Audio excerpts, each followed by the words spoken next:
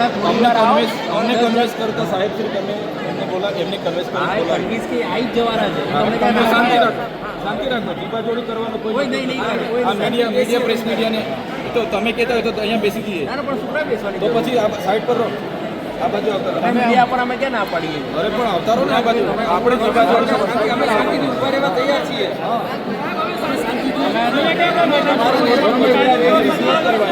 કાયદો વ્યવસ્થા જણાવવા માટે તૈયાર જ છીએ. અમે બધા વેલ ગ્રેજ્યુએટ લોકો છે.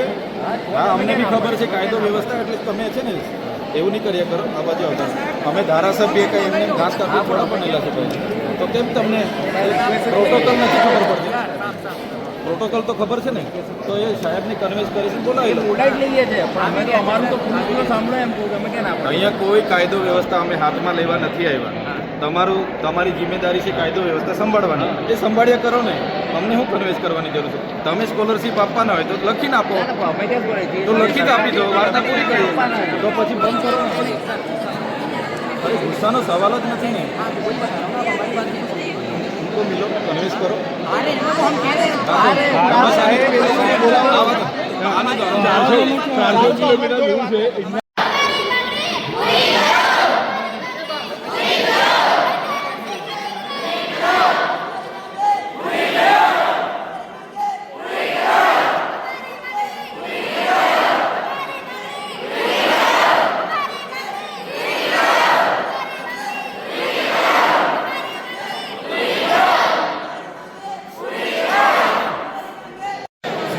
યોજના છેલ્લા 2010ની ચાલુ હતી.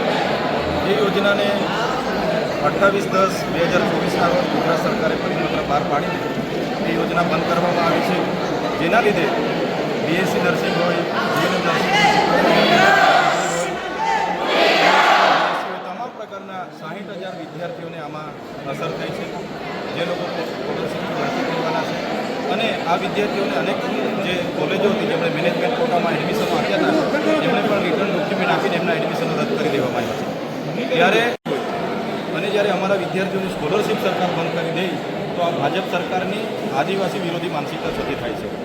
અમે કહેવા માગીએ છીએ આ એમનો આદિજાતિ વિકાસ વિભાગનો પરિપત્ર 28 ઓક્ટોબરે બહાર પાડ્યો છે રદ કરવામાં આવે અને પોસ્ટ મેટ્રિક શિષ્યવૃત્તિની યોજના પુનઃ ચાલુ કરવામાં આવે એવી અમારી માગણી છે. જો ચાલુ નહીં થશે દિન 5 પછી અમે તમામ જિલ્લા કક્ષાની આદિજાતિ વિકાસ કમિશનરની ઓફિસોને તાળાબંધી કરીશું. દિન 10 પછી ફરી અમે ગાંધીનગર આવીને બિરસા મુંડાને તાળાબંધી કરીશું અને સચિવાલયનો પણ અમે ઘેરાવો કરીશું.